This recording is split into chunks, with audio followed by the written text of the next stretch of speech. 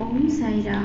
आजिर साई संदेश रे बाबा कहते मोर संतान व्यस्त हुओनी, सेमानंकु जवाब देवार समय एबे आसीगला।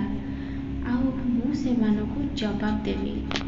मु जानी तुमे मो कथा को मानिकी सब समय चुप रहीच। आउ जो मनीष तुमको जिते भी दुख कष्ट देछि तुमे ताकू केबे भी किछि कहिन, पार्टी भी खोलिन। तुमे मते भरोसा रखिच। मो बाबा जहाँ भी करुचंती मो भाई भल करुचंती। आ ए जो दुख कष्ट जंत्रणा मो जीवन रे आसीची ये भी मो भल पाई ही आसीची।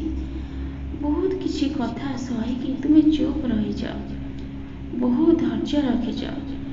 तुमे तुमर कर्तव्य रे टिके भी अवहेला करिना। तुम कर्तव्य को तुमे ठीक भाव कर चलीच। तेणु चिंता करनी संतान।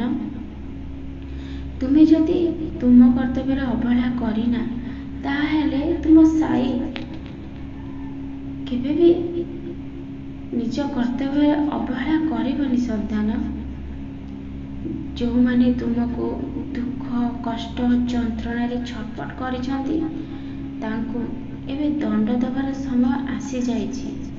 तुमे देख से माने तांको जीवन रे केमिति कष्ट पाइबे। तुमे बहुत कांदिछ किंतु से माने तुमठु 4 गुणा अधिक कांदिबे संतान। तुमको बहुत कष्ट देइछंती, एमिति कि पागल करी तुमको कर देइछंती।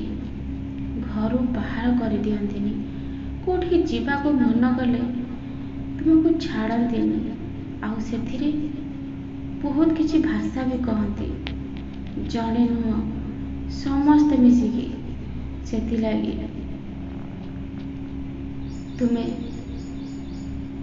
चिंता करनी। तुमे किंतु सब बेले मो ऊपर भरोसा आशा रखिच। बाबा बहुत कष्ट सहिछि मु, आ बहुत लज्जित मध्य हेछि मो बाबा। मु जेतिकी कष्ट पाइछि बाबा सेमानकु देखै दियो। काहाकु एते दुख कष्ट देले केते जंत्रणा मिले, केते कष्ट मिले।